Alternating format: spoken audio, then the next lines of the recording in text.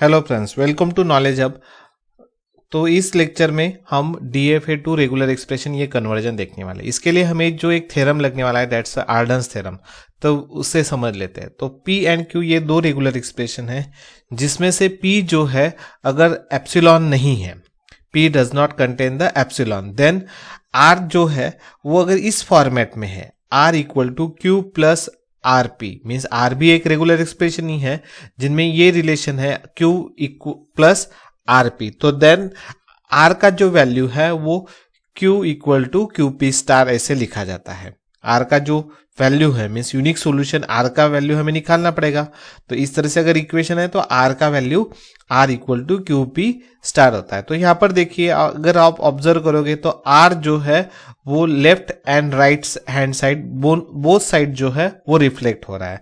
तो हमें आर का अगर वैल्यू निकालना है तो इसके लिए जो है R equal to Q P star. तो नेक्स्ट वीडियो में हम देखेंगे कि ये जो आर्डन्स थ्योरम इसको कैसे प्रूव किया जाता है।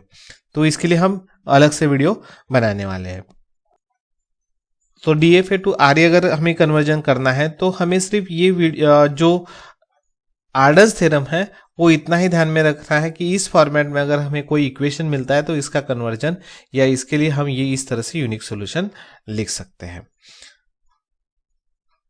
तो इसके लिए हम एक प्रॉब्लम कंसिडर करते हैं DFA टू RE के लिए। तो एक प्रॉब्लम है, construct a regular expression for the given automata.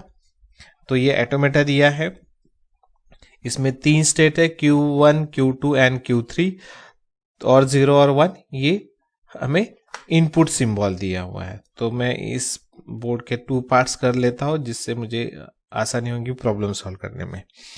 तो फर्स्ट जो है, हर स्टेट के लिए एक इक्वेशन लिखना पड़ता है। तो वो इक्वेशन किस तरह से लिखना है, तो समझो फॉर Q1 हम लिख रहे हैं। तो Q1 हम इक्वेशन जब लिख रहे हैं तो दैट टाइम हमें इनकमिंग एजेस हमें कंसिडर करना है। तो Q1 की तरफ जो इनकमिंग एज है ये फर्स्ट, ये सेकंड और ये थर्ड।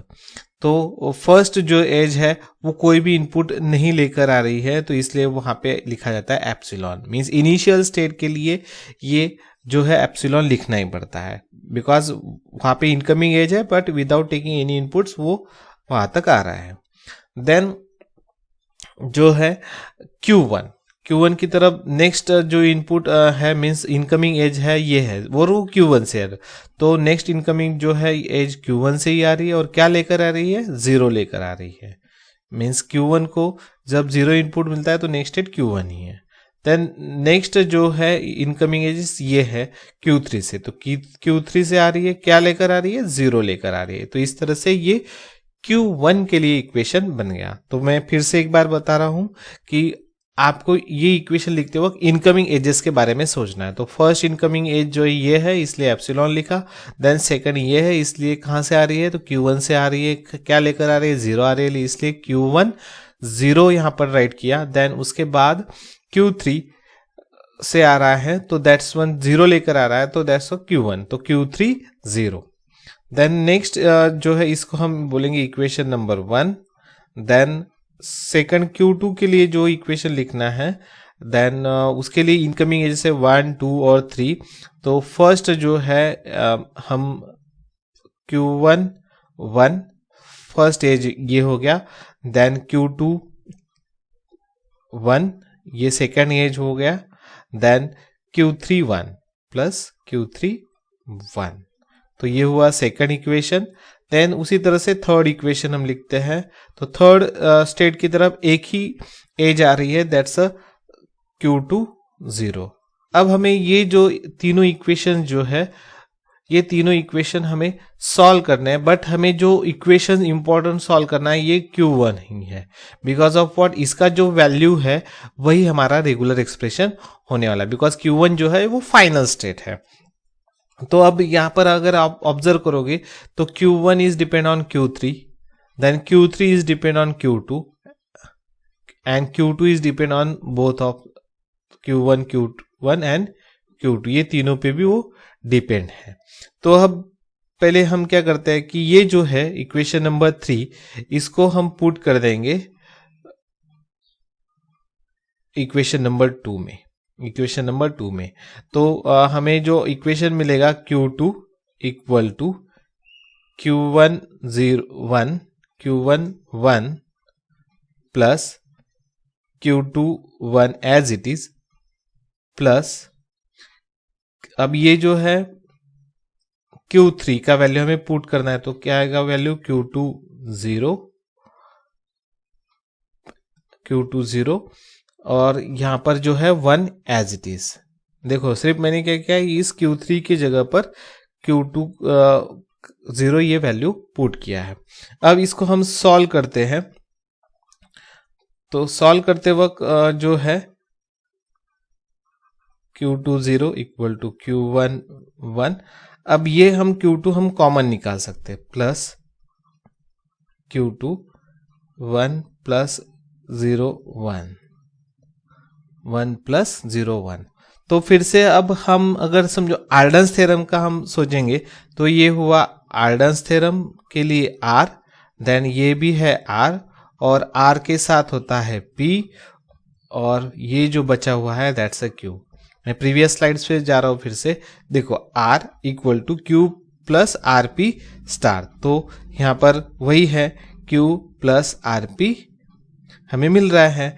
तो इसका जो वैल्यू है ये हमने क्यों मार्क किया, बाय आर्डन्स थ्योरम मार्क किया है। तो अब अगर हम आर्डन्स थ्योरम का यूज करके लिखते हैं, तो R का वैल्यू क्या है, आर्डन्स थ्योरम बोल रहा है R equal to QP star होता है।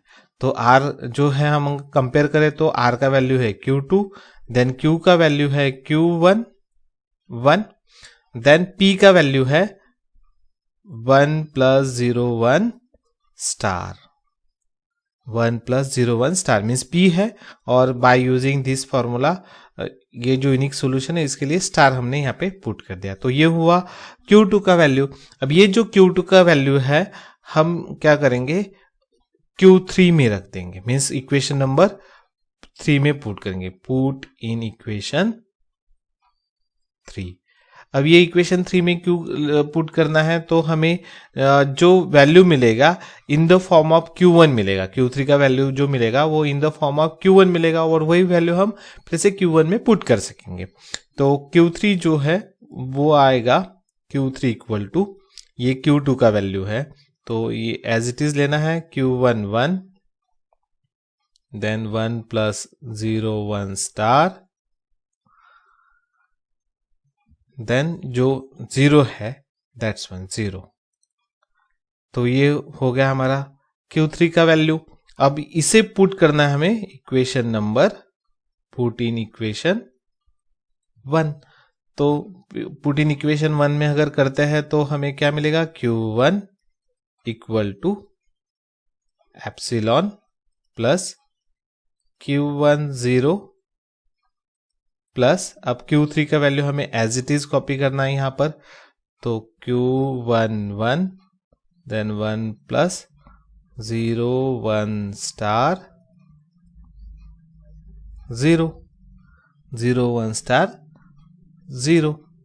तो इसके बाद जो है ये हो जाएगा Q3 का वैल्यू, और फिर से एक 0 हमें चाहिए, ये हमने पुट किया यहाँ पर Q3 का वैल्यू जो अपर इसमें था, और ये 0 जो है ओरिजिनल इसमें था वो एज इट इज ले लिया। तो हमें जो मिला ये इक्वेशन, इसमें हम Q1 कॉमन निकाल सकते हैं राइट हैंड साइड में, तो एप्सिलॉन प्लस यहाँ पर Q1 अगर कॉमन निकालते हैं तो ये रहेगा 0 प्लस ये 1 देन 1 प्लस 0 1 स्टार 0 0। तो ये हुआ Q1 का वैल्यू। देन अब फिर से हम आर्डन्स थ्योरम अप्लाई करेंगे, ये हुआ R, ये भी है R, R के साथ होता है P और ये है Q। तो फिर से आर्डन्स थ्योरम हमने अप्लाई किया, तो आर्डन्स थ्योरम अप्लाई करने के बाद हम ये इस तरह से Q1 का वैल्यू लिख सकते हैं, Q1 इक्वल टू, ये है Arden's theorem, Q means epsilon then P star means इस कंप्लीट जो है ब्रैकेट उसका स्टार, तो 0 plus 1, then 1 plus 0 1 star 0 0 और कंप्लीट ब्रैकेट का स्टार। देन अगेन अगर आपको आइडेंटिटी याद है तो एक हमने आइडेंटिटी देखा था कि epsilon into R equal to R होता है। मीन्स एप्सिलॉन अगर किसी रेगुलर एक्सप्रेशन के साथ जुड़ जाए तो वो आर ही होता है। तो हमें अगर ये एप्सिलॉन रिमूव करना है तो बाय यूजिंग दिस आइडेंटिटी तो हम ये निकाल सकते हैं 0 प्लस 1 1 प्लस 0 1 स्टार 0 0 स्टार। तो ये हुआ regular expression for this DFA. ये अब यहाँ पे प्रॉब्लम खत्म कहाँ पे हुआ, देखो यहाँ पर जो है कोई भी अब स्टेट का नेम नहीं है और ये Q1 जो है ये फाइनल स्टेट है। इसका मतलब ये हमें यहाँ पर रेगुलर एक्सप्रेशन हमें मिल चुका है इसी डीएफए के लिए।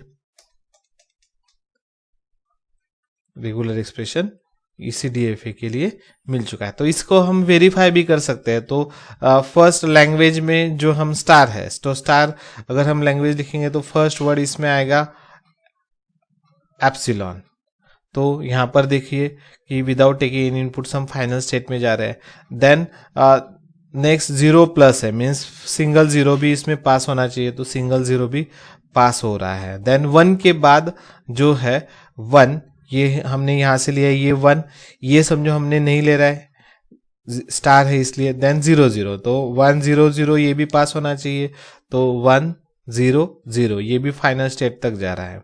देन अगर समझो इसमें से हम 1 लेते हैं, 1 के बाद फिर से 1 आता है तो 1 के बाद फिर से 1 आया। देन उसके बाद 0 0 आ गया 0 0 तो भी वो पास होना चाहिए। 1 के बाद 1 देन 0 0 तो वो पास हो रहा है। देन फिर से चेक करते हैं 1 के बाद इस 1 के बाद 0 1 आता है 0 1 और फिर 0 0 आता है तो 0 0 ये भी पास होना चाहिए। तो 1 के बाद 0 आ गया देन 1 देन 0 0 तो ये भी पास हो गया। तो इस तरह से ये रेगुलर एक्सप्रेशन जो लैंग्वेज हमें बता रहा है वही लैंग्वेज ये डीएफए एक्सेप्ट कर रहा है। तो इससे हमारा जो आंसर है ये वेरीफाई हो गया कि हमें जो इक्वेशन मिला है इस डीएफए के लिए वो करेक्ट है। तो इस तरह से आपको ये इक्वेशन और वेरिएबल डिपेंडेंसी फाइंड आउट करने के बाद आपको जो है आर्डर्स थ्योरम अप्लाई करने के बाद ये रेगुलर एक्सप्रेशन मिल सकता है। सिंपल है, ट्राई अगर आप करोगे तो आपको ये इजीली आ जाएगा। तो thank you for watching this one, thank you so much.